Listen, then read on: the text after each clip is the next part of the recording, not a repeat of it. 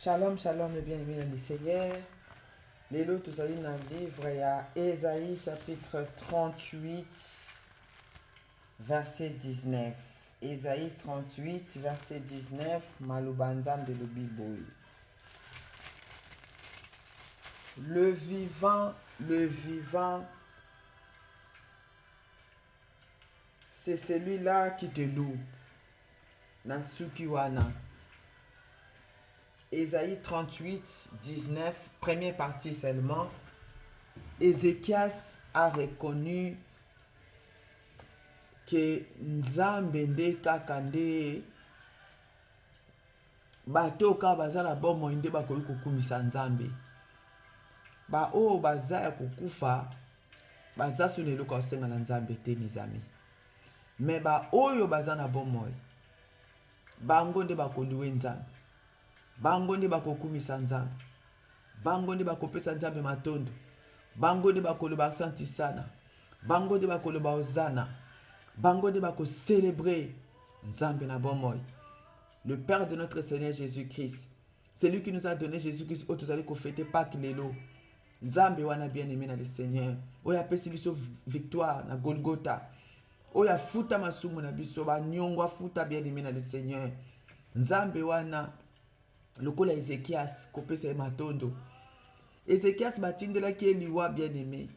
Nzambe ayebisi ya Ezaïe kende koyebisa Ézéchias akokufa. Abongisa testament na ye po akozala susu te. Mais ntango Ézéchias ayokaki message bien aimé. Ézéchias atournaki mutu na ye na mire. Alobi na Nzambe. Rappelé Nzambe alobi na Nzambe.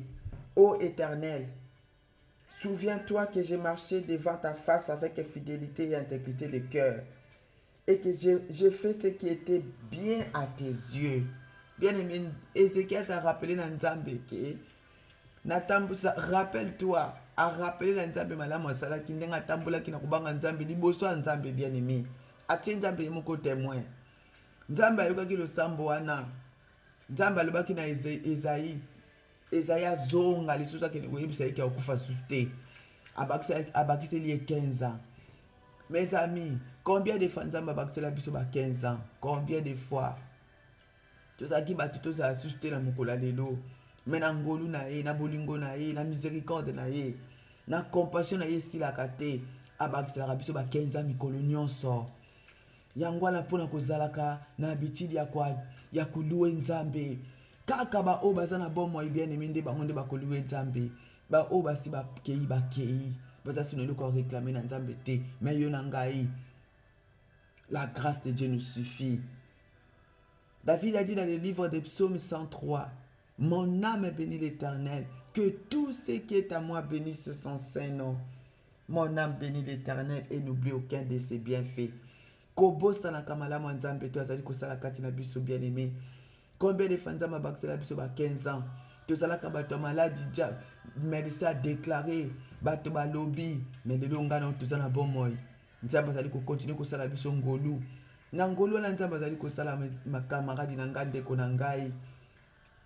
Olingo bima, otelemi na porte. Ofukami bien aimé. Otie libota na mabondeli. Okomisi Nzambe accompagner yo. Tango zongi ofukami ata liboso na porte bien aimé. Kopesa Nzambe merci. Olingo lala, opesa Nzambe merci ninga batela ki na tongo ti tokomi na butu. Tango kolingo la muka bien aimé.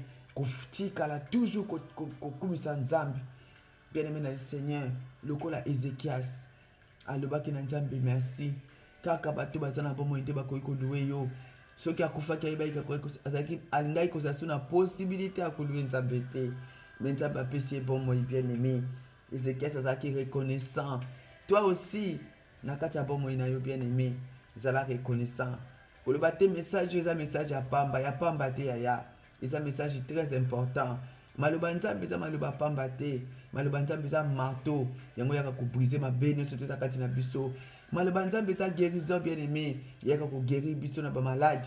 Maloba Nzambe eza mwinda engengisaka biso esika toza na ténèbres. Maloba Nzambe eza nourriture ezali kokobisa biso po tokoba bien aimé na Nzambe. Maloba Nzambe eza nyonso éclairaka ba simple. Ezali vraiment lumière sur notre chemin, notre route, notre sentier bien aimé. maloba lelo yango oyo zala reconnaissante mpona kokumisa nzambe na bacirconstance nyonso na bisengo mpe na mawa totiki nyonso na maboko ya nzambe akumisama. Shalom.